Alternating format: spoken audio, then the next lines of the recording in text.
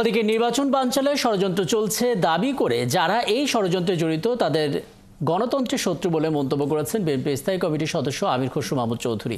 এই শত্রুদের সম্পর্কে দেশবাসীকে সজাগ থাকার আহ্বান জানিয়েছেন তিনি।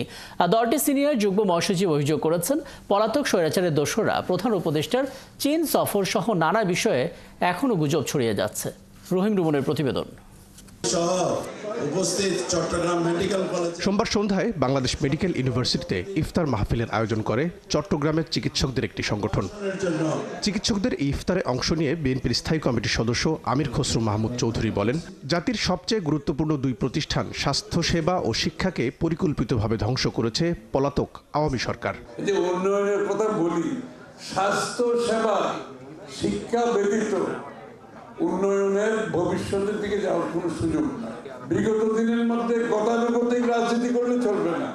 আমি একটা কথা প্রত্যেক দিন বলি, শেখ হাসিনা পালিয়ে যাওয়ার পরে বাংলাদেশের মানুষের মনোজগতে বড় পরিবর্তন আসছে, সেটা বুঝতে হবে, ধারণ করতে হবে। ফ্যাসিবাদের পতন হলেও দেশে এখনও শান্তি ফেরেনি দাবি করে নির্বাচন বানচালের ষড়যন্ত্র চলছে বলে অভিযোগ করেন তিনি। এখন যারা গণতন্ত্রকে নির্বাচনকে ব্যাহত করার চেষ্টা করছে, তারা একটা ভিন্ন পথে চলার চেষ্টা করছে। হাসিনা এক পথে গণতন্ত্র ধ্বংস করেছে, নির্বাচন ব্যবস্থাকে ধ্বংস করেছে, সুষ্ঠু নির্বাচন চাই নাই। এখন আরেকটা শক্তি ভিন্ন পথে ভিন্ন চিন্তায় আগামী দিনের নির্বাচনকে বানচাল করার চেষ্টা করছে। প্রেস ক্লাবে আরেকটি ইফতার অনুষ্ঠানে দলের চেয়ারপারসনের উপদেষ্টা এস.এম. ফজলুল হক অভিযোগ করেন, দেশ বিরোধী চক্রান্ত চলছে বলে। আমরা চাই এটা একটা গণতান্ত্রিক দেশ হোক, দ্রুত এই দেশে জাতীয় সংসদ নির্বাচন আসুক, দেশে শান্তি আসুক, দেশে স্বস্তি আসুক।